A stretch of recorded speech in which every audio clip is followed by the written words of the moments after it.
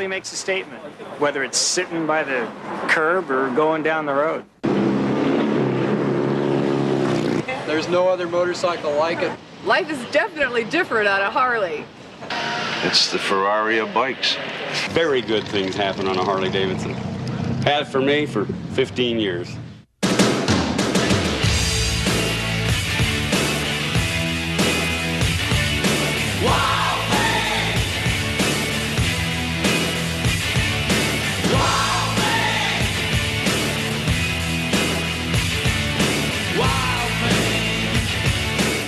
Today, Harley-Davidson enthusiasts are everyone from kids and racers to carpenters and school teachers, small business owners, to corporate CEOs and movie stars.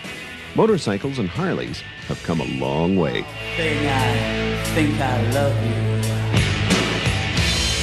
But I want to know for sure. Come on, hold me tight. You move me. Wild thing. You make my heart sing. You make everything groovy. Wild thing. Wild thing, I think I love you. In the 1890s, the bicycle was a popular mode of transportation, despite the poor state of the roads, which were better suited to the horse and carriage. Inventors were toying with the idea of a motorized bicycle, and in 1895, Daimler built the first motorcycle out of wood with a single-cylinder engine. In 1901, 21-year-old William Harley and 20-year-old Arthur Davidson decided to build a motor-powered two-wheeler. Arthur promised another brother, Walter, a ride on it when he came into town for a wedding. Little did Walter realize that he would have to put it together himself before riding it, and that he would get caught up in their dream. The history of Harley-Davidson officially begins in 1903 with these three friends building by hand a motorized bicycle. Only when a friend asked them to build one for him did they realize other people might want them. Coincidentally, in 1903, Henry Ford founded the Ford Motor Company and built his Model A.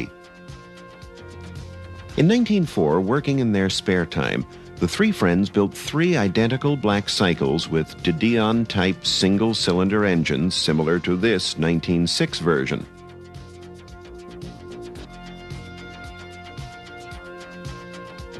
Notice the leather belt drive. Their aunt, Janet Davidson, created the original Harley-Davidson Motor Company logo seen on the fuel tank. In 1907, another brother, William A. Davidson, joined them, and they formed a corporation. That year, they completed about 150 motorcycles. Steadily, their production increased, and they were able to fully devote themselves to their new company. Walter Davidson, the president of the company, in 1908, after winning the American Federation of Motorcycles endurance run. In 1909, the results of Bill Harley's experiments with twin cylinders created a Harley-Davidson trademark, the 45-degree V-twin. The single-cylinder engines had used what was called a vacuum-operated intake valve, which didn't work well with two cylinders on one carburetor, so they put the mechanically operated intake valves on this motorcycle, creating a very successful twin. 1913 was the first year for the chain drive.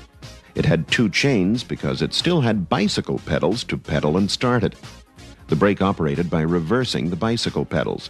It was capable of speeds over 60 miles per hour. 1914 was the first year the footboard was added, so you didn't have to rest your foot on the pedals.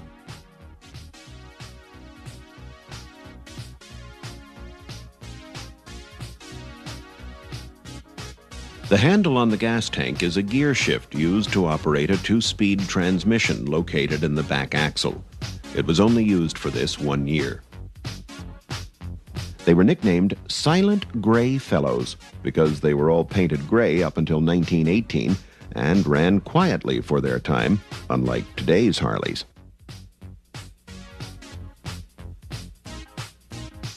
1915 marked major changes. The bike now had a 3-speed transmission, and it came with electric lights, tail lights, electric horn, and battery. The small lever on the side of the primary case is an auxiliary hand clutch. You still use the pedals to start. Rather than take your left foot off the pedal, which was actually the starter, to use the foot clutch, you moved the hand clutch in and out until you got started and then went to the foot clutch, so that your left hand could then control the spark, horn, and steering.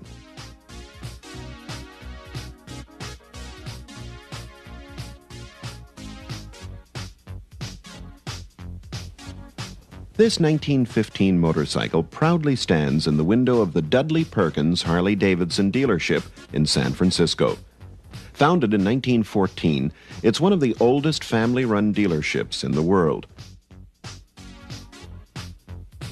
It's run today by the founder's son and grandsons, and it represents the Harley tradition of quality, history, riding and racing what you sell, and a close rapport with its customers. This is home away from home for a lot of our customers. We call it Dudley's Home for Wayward Boys.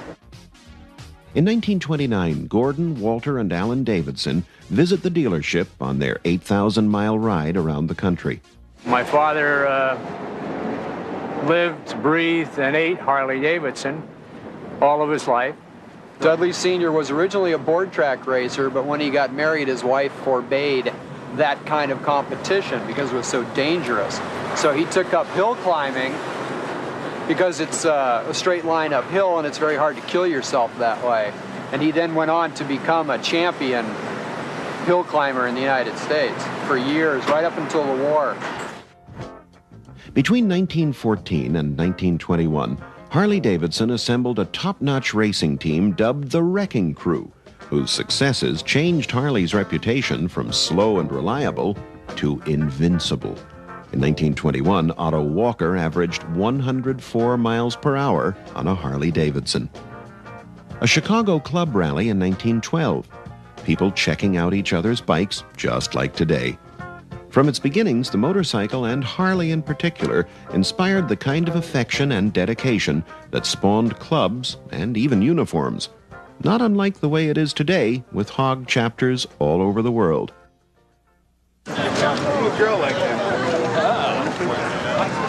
Grant the sign. This means we're engaged. Harley owners proudly show their brand loyalty and club affiliations. It's a wonderful feeling, and there's a camaraderie of people that you have friends everywhere you go. And there's no other motorcycle club that does that in the whole world.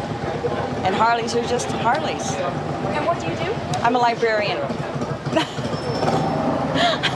I'm an airline pilot. I'm a carpenter. I'm a communications professor. I'm a stockbroker. Don't I look like one? Well, I'm a security compliance inspector for the Defense Department. Yeah, I work in an auto body shop. I'm a body man and painter. I'm a fundraiser. I raise money for the United States Chamber of Commerce. When you ride a Harley, every walk of life is in a Harley, but there's no difference between me being a retired businessman and the Hells Angels. We're all friendly. When you ride a Harley, you're friendly. You're coming from the same place with that experience that kind of crosses over. So you'll get, you know, the diehard bikers or the stockbrokers or businessmen and, you know, different people in the arts, and it's just a crossover. It's an equalizer, you know. The common ground is the road and the wind and the Harley-Davidson you're riding. Not only does it bring different people together, but also families. Okay, we're from Fresno, California, and we come down to Palm Springs to ride to Phoenix with my mom and dad. In April 1917, the United States entered World War I, and Harley-Davidson devoted all its efforts to military production, producing 8,000 of these bikes. This is a 1918 Army bike. The bikes changed color from gray to olive drab, a paint shade that continued for some years after the war. Conservative as always, the Army would not accept electric lights, so it has the old carbide gas headlight. The canister under the handlebars has carbide and water in it. You opened a valve and let water drip into the carbide, and that makes the acetylene gas for the headlight.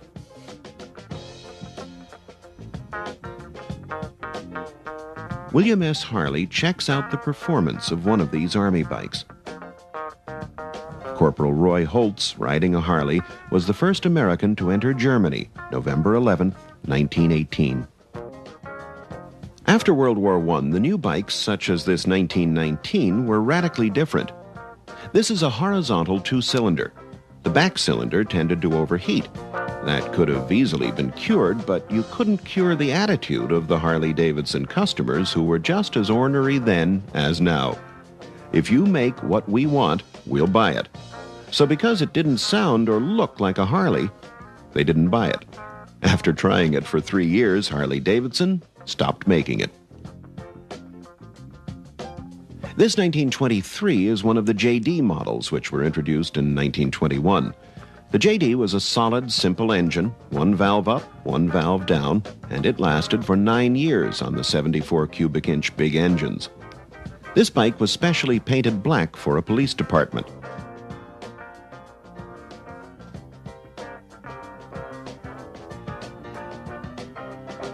It has another gear on the back wheel that drives the speedometer.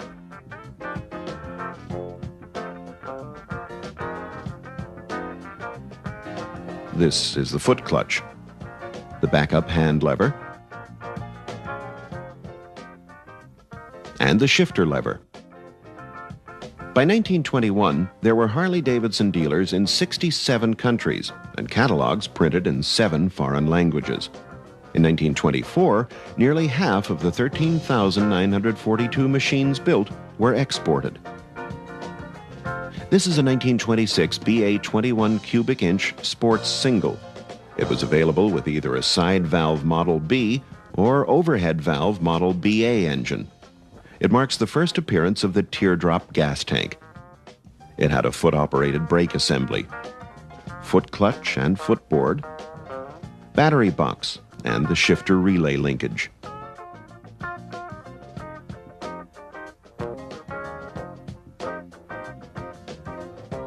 Due to assembly line innovations, Henry Ford could sell his Model T for $245, which was less than many motorcycles.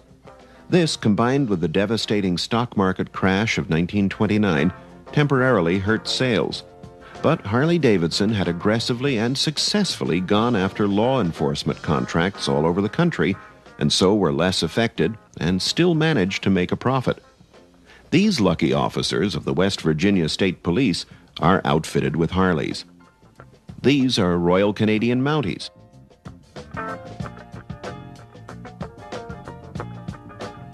They also had contracts with Western Union and rural post offices. This is a postal stamp honoring Harley-Davidson. They also created motorcycle trucks. The 1929 DL was popular with riders who wanted the power of a twin combined with the nimbleness of a single. The 45 cubic inch side valve rapidly established a reputation for top dependability and performance. It was also the second year of the front brake.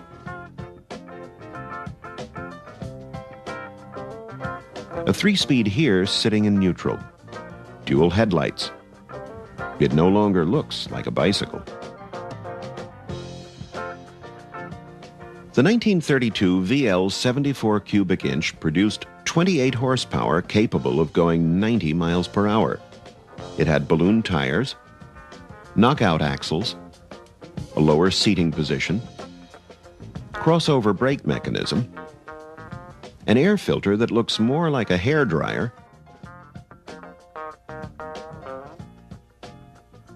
the teardrop gas tank, the front brake,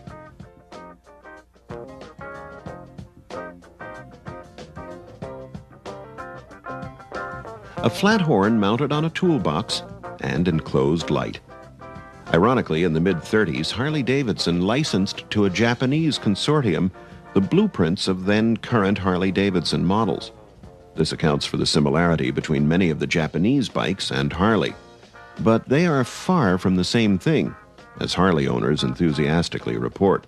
I've been riding for about 30 years, and I've ridden all kinds of bikes, but I prefer the American Harley Davidson. It just kind of has the X factor, you know, it's fun. And the other bikes are more like toasters. They're utensils, you know. But this is a very fine machine. Finest machine I've ever owned, 2 or 4 wheels.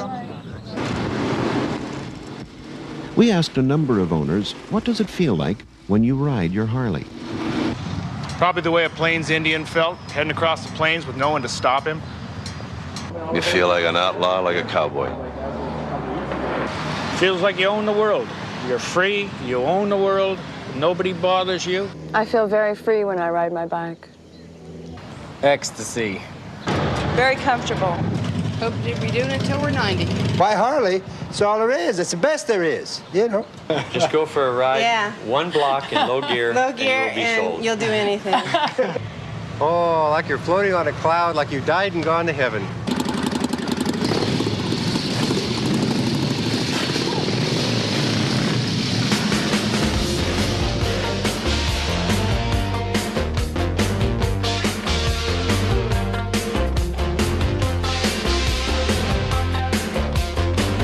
Crank 'em up.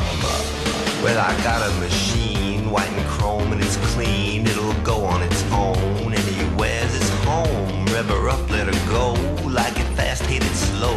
Through the muck and the fog, my heart. My machine, it don't leak, it don't break, it don't squeak. It's got class and style. People think that it's vile. It ain't like the rest, but I know it's the best. Through the muck and the fog, my heart. Oh, me and my bike, on the streets or on the pike. Start her up, hear her roar, when I'm ready for something more. We don't fuss, we don't fight, yeah, we hope it lasts all night. With my face in the breeze and the motor between my knees. Well, me and my friends party till it ends. Nothing bad, nothing wrong. We'll do it for a song. Yeah, we'll do it till we're done. Then again, just for fun. Through the muck and the fog, my heart.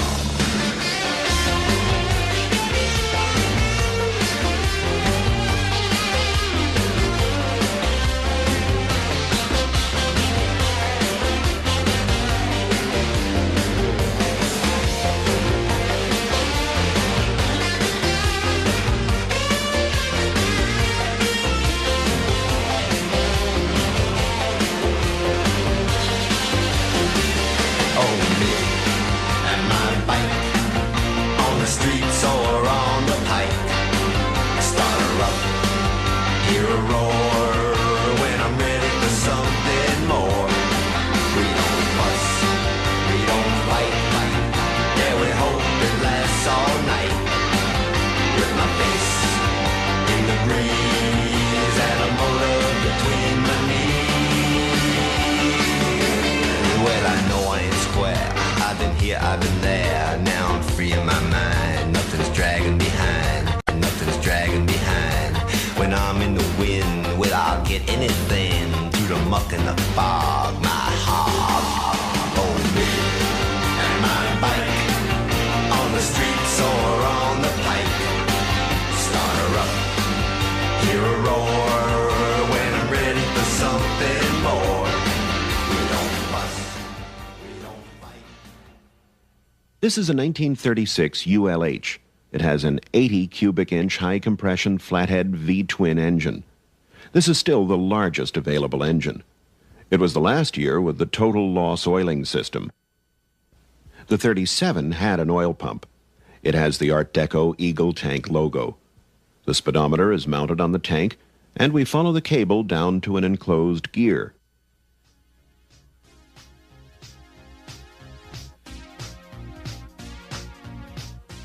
The transmission unit with bicycle kicker pedal.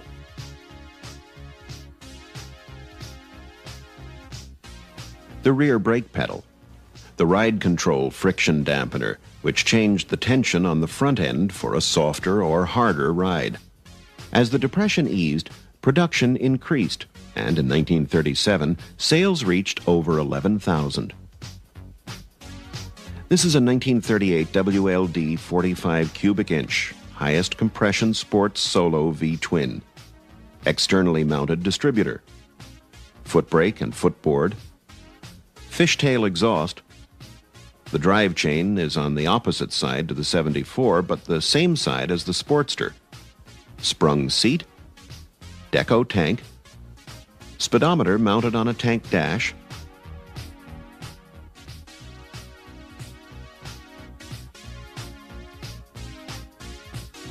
Tension adjustment.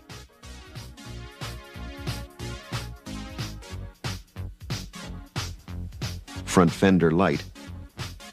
And it also has more chrome on it.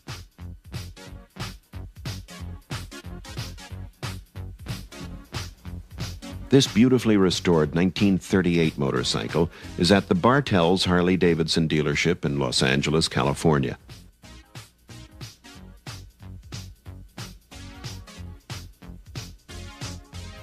Harley-Davidson owners are devoted to their machines like nobody else.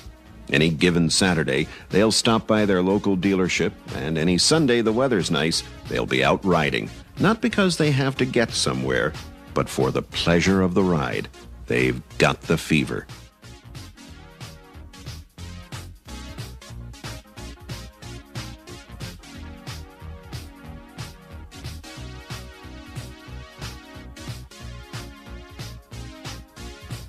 This 1940 EL 61 cubic inch overhead valve knucklehead was restored at Maroney's Harley-Davidson dealership in Newburgh, New York. You had the option of 16-inch or 18-inch wheels. This has 18-inch, which handled better on the bumpier roads back then. It was the first year of the kidney-shaped toolbox, which lasted up until the mid-50s. The 1940 thinned the timing cover and went to heavier flywheels in the engine to make it run smoother, and different porting in the heads.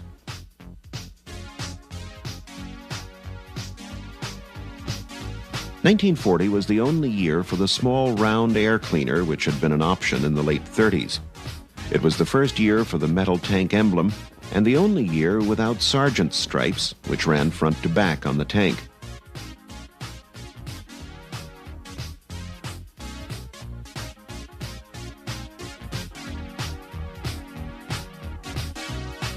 The shifter lever. The speedometer mounted on a dash between the two gas tank caps.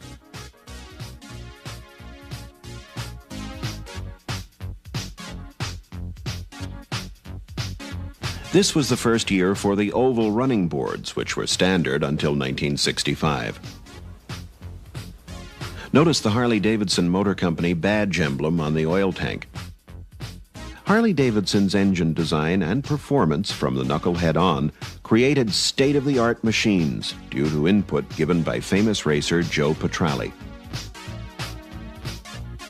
In 1936, Joe Petralli set the land speed record of 136.183 miles per hour on the sands of Daytona Beach, riding this streamlined motorcycle powered by a 61 cubic inch overhead valve engine. Amazingly, that record still remains unbroken.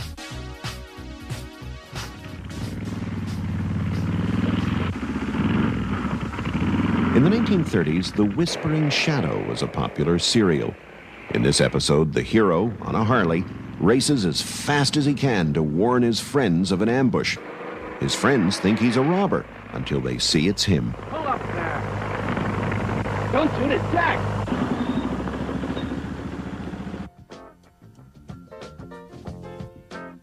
The 1941 FL was equipped with a super-powered overhead valve 74 cubic inch engine and centrifugal oil pump.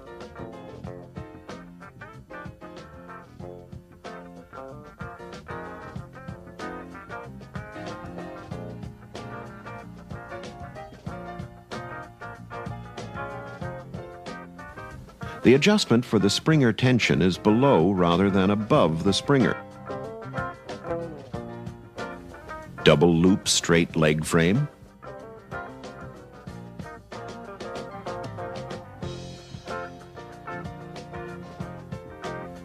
Manual advance and retard mechanism on the handlebars. The left hand controlled the spark advance and retard, and the right hand controlled the throttle.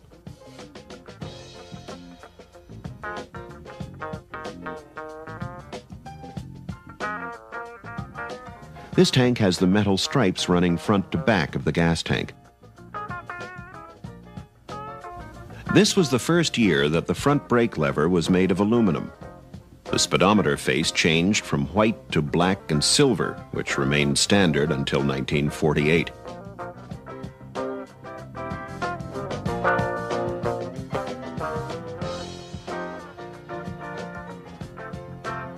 A rare bike of the 1940s, a 1941 WLDR 45 cubic inch flathead. It had the cylinders and heads off a WR, the bigger intake and bigger M3 carburetor, and a standard 45 bottom end. It was designed for competition, but was street legal.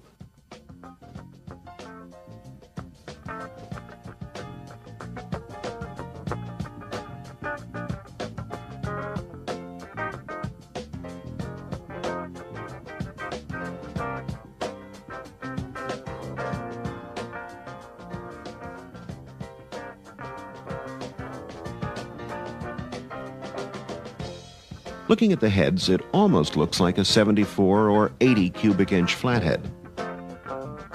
Straight pipes were added back then for performance. You'd ride them to the races, tape up the lights to race them, and then ride them home. On a 45, half the tank was gas and half was oil. The WDLR had larger capacity tanks for running longer endurance events where gas stops would be difficult.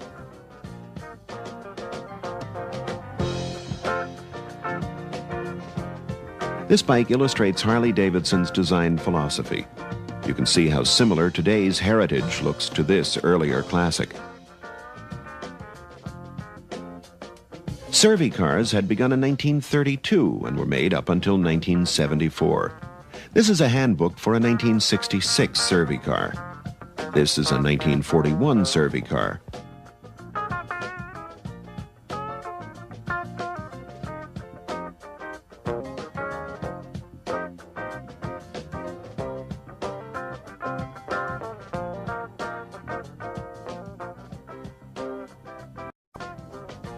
This 1942 WLA 45 cubic inch flathead was produced exclusively for the Army in World War II. It has a large air cleaner for off-road riding, utilitarian saddlebags and crash bars. No civilian bikes were produced in 1943 and 44, and 1942 and 45 civilian bikes are rare.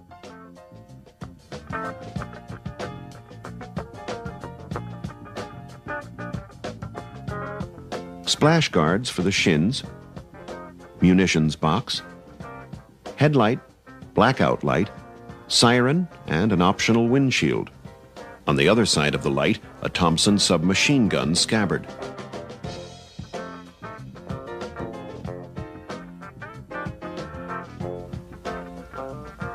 The metal plate under the bike protects the engine from rocks. During the war, Harley-Davidson turned out 88,000 motorcycles between 1942 and 1945 for the Allied soldiers. In 1943 and 1945, Harley-Davidson received the Army-Navy E Award for recognition of the great performance of these reliable machines. Innovative dealers such as Dudley Perkins in San Francisco bought up surplus Army bikes and bike parts after the war and assembled, repainted, and sold them to an eager public when civilian bikes were hard to find. A 1947 EL 61 cubic inch knucklehead with an air filter still looking like a hairdryer. The nuts on the top of the heads are why they're called knuckleheads.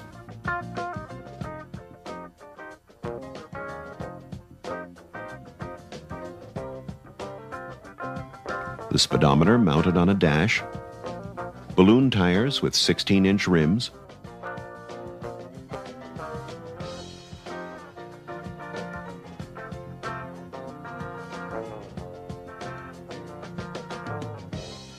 black exhaust, a toolbox, oil tank,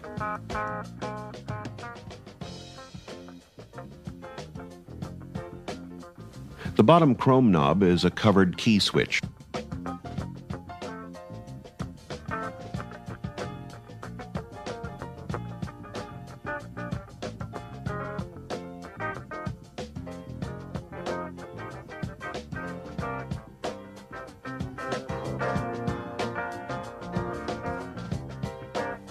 We asked a friend to stand behind this bike to give you an idea of scale.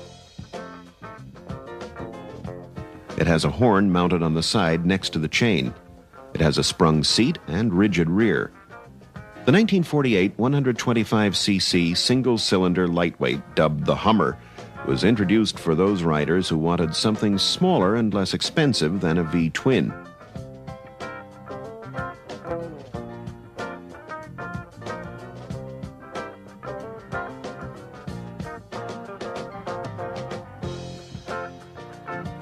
A direct line linkage brake with a foot peg.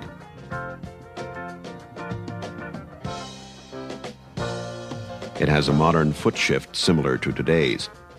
The gas tank is the future Sportster gas tank.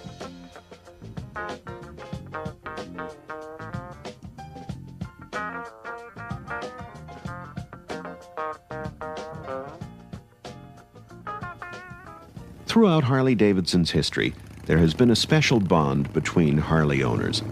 In the past, the founders and executives would travel around the country to visit their dealers and customers, and that tradition continues today. In some cases, people ride hundreds, even thousands of miles to be part of these events. I think the Harley Owners Group is great. I mean, we get the factory participates in all the events. They have executives here. They ride the motorcycles they build. That's just tremendous, and it brings everybody together. We meet people year after year that we don't see any other time.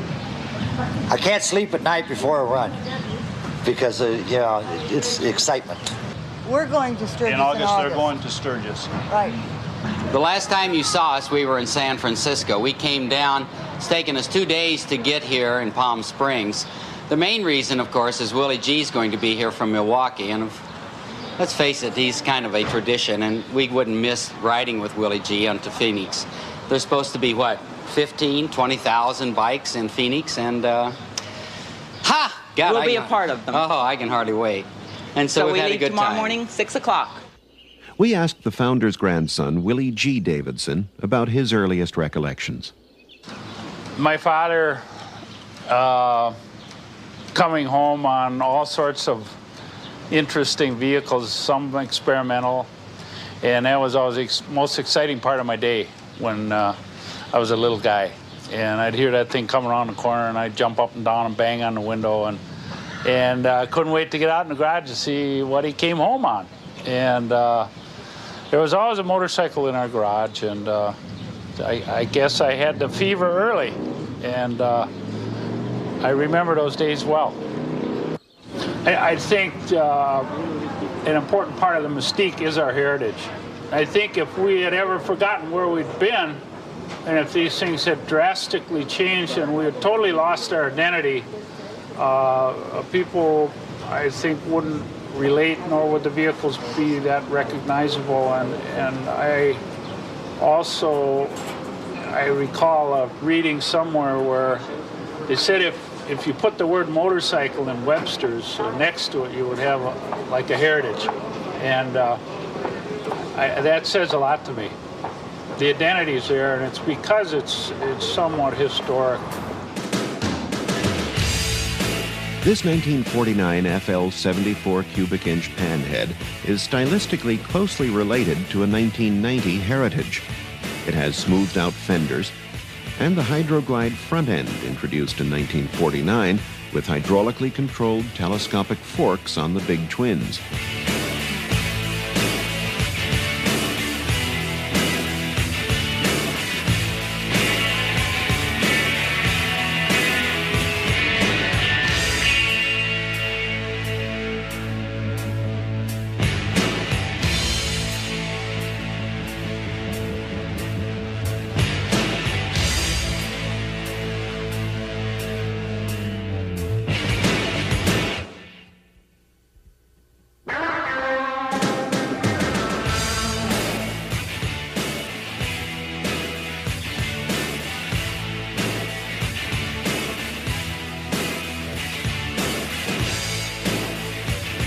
When you think of a Harley, it looks like this.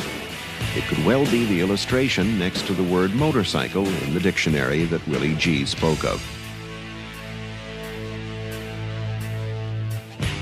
This is a Saturday Evening Post cover from the period.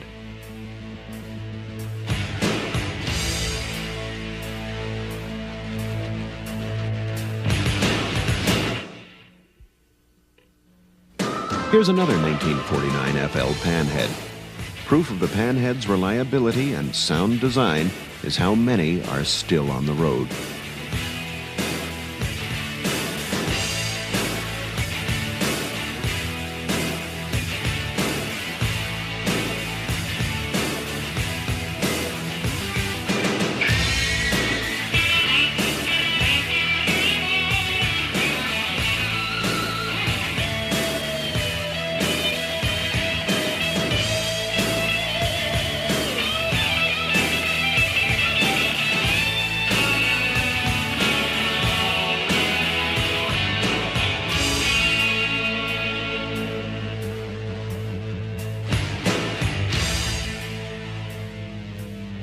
This is a 1951 WR Road Racer, part of racer Pat Maroney's collection of vintage bikes. It has been modified for today's vintage racing. Aluminum rims, updated tires, a 1949 Hydroglide stripped down front end. Back then in '51, most tracks were half road, half dirt. Used the same bike for all kinds of racing. The 1950 and 51 were the only WRs that had this type cam cover.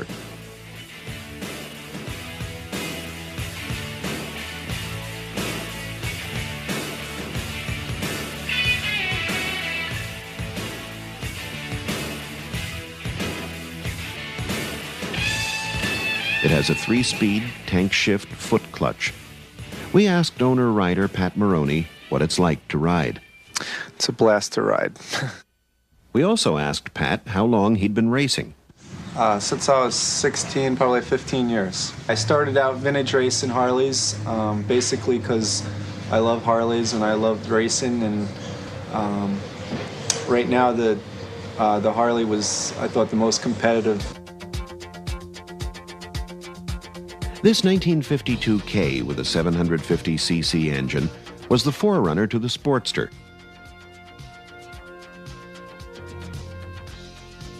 It's the first Harley-Davidson to have rear suspension.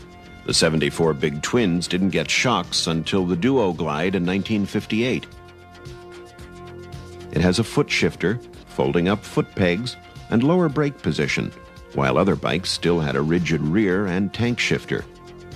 It was also the only bike approved by insurance companies for major stars because it wouldn't go fast enough for them to hurt themselves.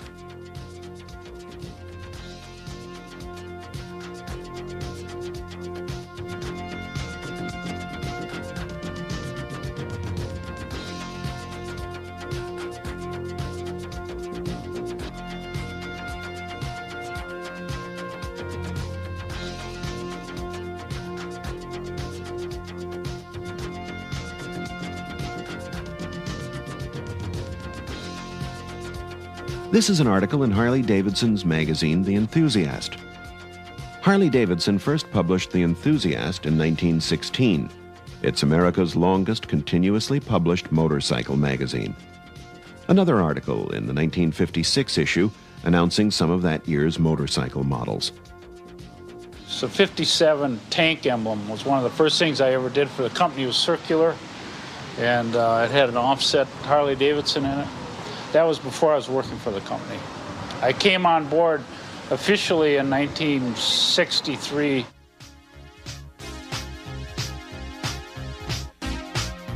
This is a 1957 XL with an 883cc 55 cubic inch overhead valve engine. This high-performance Sportster ushers in the era of the superbikes. It was a huge success. Also in '57, Joe Leonard wins Daytona, averaging 98 miles per hour.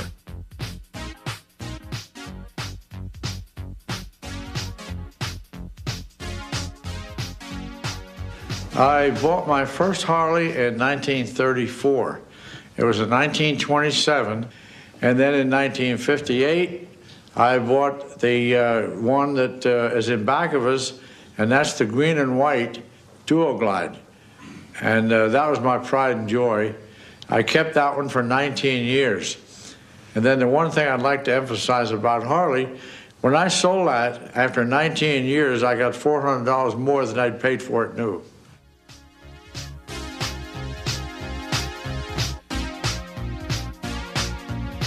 A 1958 FL 74 cubic inch Duo Glide with the addition of a rear hydraulic brake and hydraulically dampened rear suspension. This mousetrap converted the foot clutch to a hand clutch.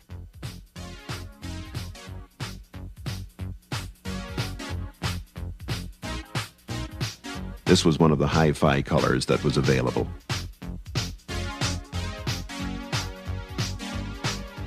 And of course, once you get to be a Harley rider, you're a Harley rider for life. This 1961 Sea Sprint with a unique horizontal four-stroke single-cylinder engine was the result of a collaboration between Harley-Davidson and an Italian firm, Air Macchi. A 1966 FLH Electra Glide. It was the first year for the shovel head, the second year for the electric starter.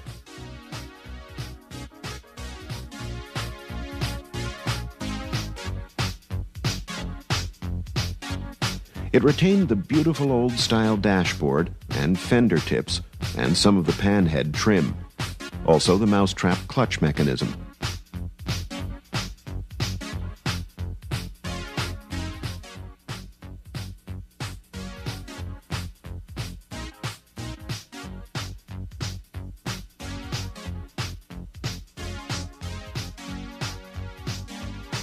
Harley-Davidson had made sidecars starting in 1914 and stopped making them in 1983. William A. Davidson and William S. Harley pose after a fishing trip.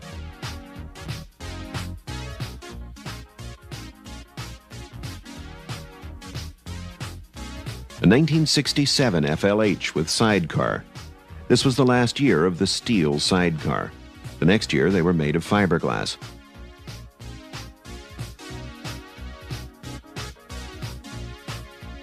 This sidecar has all the options: rigged front end, steering dampener, and all sidecar attachments.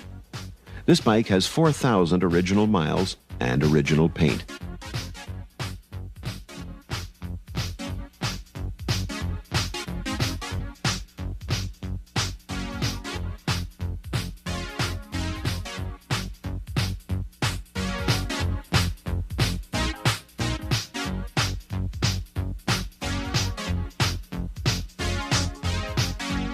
This is a 1968 KRTT Lowboy Factory Road Racer, one of 7 produced for the Daytona 200 in 1968. The lucky owner-rider of this limited edition motorcycle is racer Pat Maroney. This bike has been updated for vintage racing with Mikuni carburetors, newer tires, and an aluminum gas tank. The motor's a 750cc side valve flathead.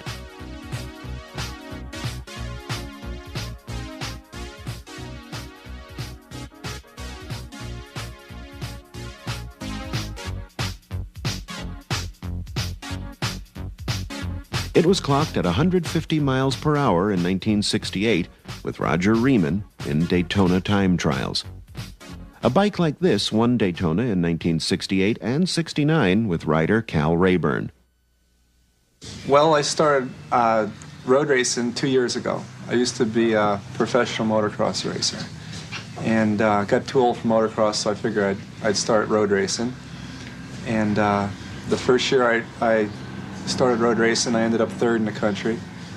And I picked up a sponsor with Team Obsolete on a 1973 X-Factory XR 750 road racer and won the national championship in 1989. Harley only made about 10 of them back in the early 70s. They're a real rare bike. The motor is basically the same motor that they're still using in dirt track and still winning national championships on dirt track. But the frame is a special frame that Harley made with early Sirianni front forks and some other like rare one-of pieces that were made right in Milwaukee in a Harley racing department in the early 70s. In 1971, the FX Super Glide with its 74 cubic inch engine entered the market. It was a hybrid outgrowth of the FLH and Sportster.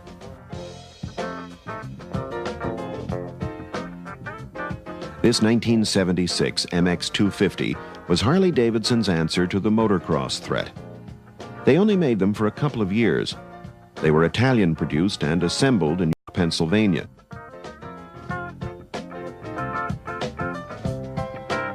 Harley-Davidson had merged with AMF in 1969, hence the dual identification.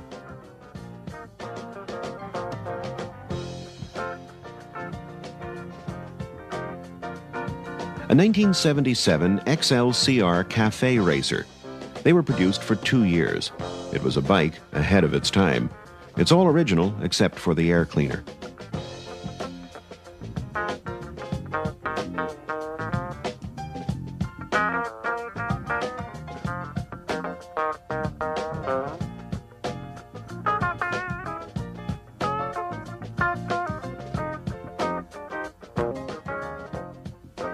This beautiful 1979 FLH belongs to actor Robert Davi.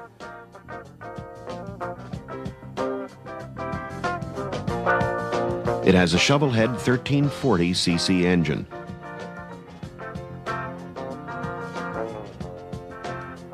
Here's his description of what it's like to ride it.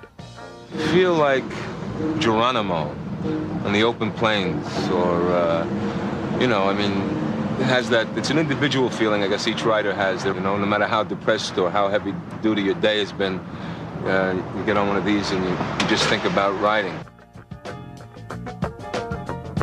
Willie G gave us an interesting personal view of Harley-Davidson owners. I think Harley-Davidson riders are really folk artists. I firmly believe that. And I will never tire of looking at parked vehicles at any of these events, because there aren't two alike unless they're brand new. I mean, they're either decaled or they're fully painted or they're trimmed or they're accessorized. They're all different, and it's a very personal art form, I believe.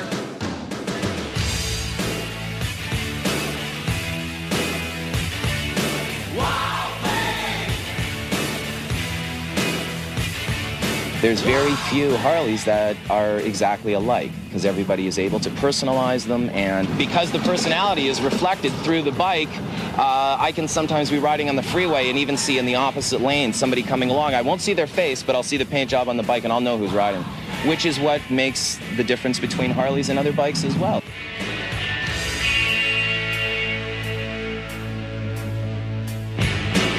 The bike was blue when I bought it, but I'm adding the flames a piece at a time to avoid tearing the bike completely apart and not being able to ride. I've always had like custom ones that I've built, so it's just like my real special space, you know. There's definitely a lot of ego involved and a lot of pride.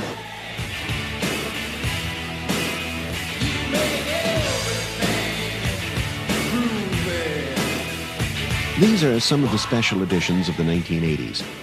The 1980s continued in the styling tradition that Harley-Davidson is known for.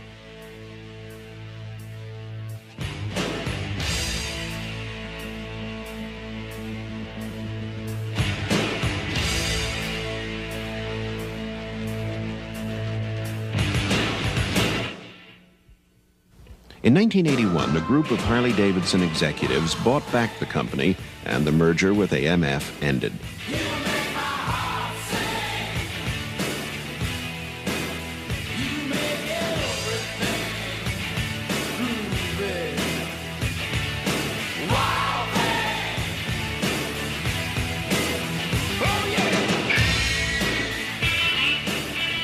This beautiful custom bike, nicknamed the Mayor's Hog with its Live to Ride, Ride to Live Derby cover, is a 1989 lowrider.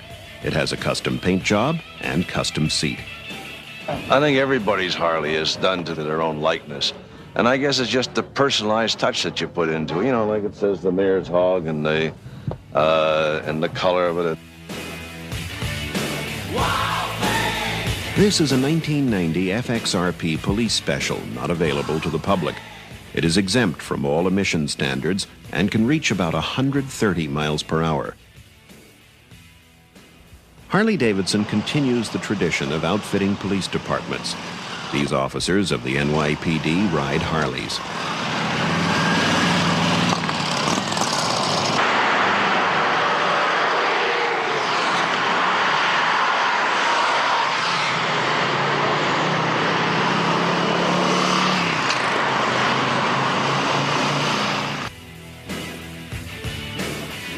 This is a 1988 Heritage Softail that follows in the tradition of the 60s FLHs.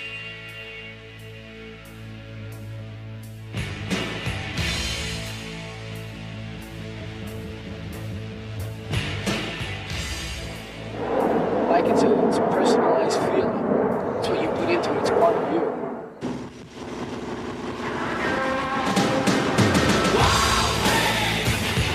We've never forgotten where we've been, and I think that evolution rather than revolution is why we've survived.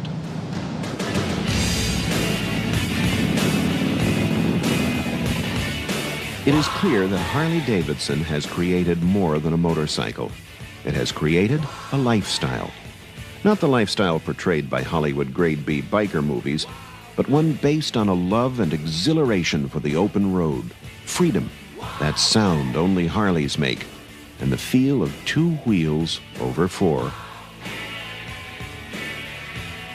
When you buy a Harley, whether you join a hog chapter or not, you are joining an unofficial club.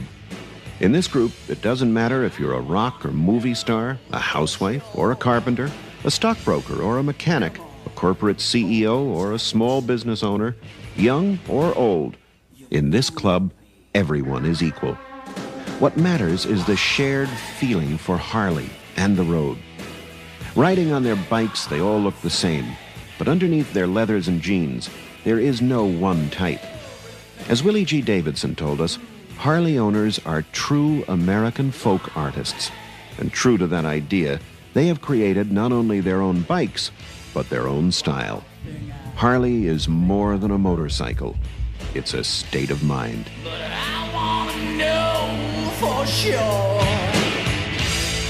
Come on, hold me tight. It used to be more segregated, but today it's anybody can buy one, and feel good on it. I'm a singer and a songwriter. I'm an ex-bodyguard. I'm a business manager at Hughes Aircraft Company. What do I do? I'm in the Army.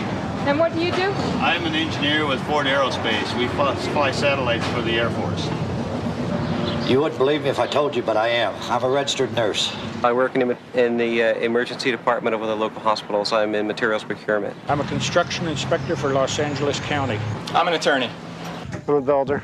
I'm the editor of Hot Bike Magazine, the magazine for Harley-Davidson riders in which the women have their clothes on. I work as a production associate and associate director on a TV show. I'm a planner for North American Rockwell. I work in an office during the day and I play rock and roll at night. I'm medically disabled. I'm a heart patient. I'm an assistant manager for Star Control. I work for the warehouse. Well, I own a restaurant in Santa Monica. Chairman and CEO of J.W. Robinson's company. I own an advertising agency. I own an advertising agency. I'm a lab tech. I work in a hospital. I own a carpet cleaning company. We're in retail business, retail store. I'm into landscape maintenance. I'm a housewife. I'm a plumbing inspector for the city of Los Angeles. I'm president of Wine Distribution Services. I'm an electrician. I'm a stockbroker. That's what I do for a living during the week. I don't look like this. You'll see me in a suit and tie. By Saturday morning, get out the leathers and start riding. Harley-Davidson will always stand for freedom, independence, and the open road. Its place in history is assured. It remains and will forever be a legend. We don't fuss, we don't fight. Yeah, we hope it lasts all night. With my face in the breeze.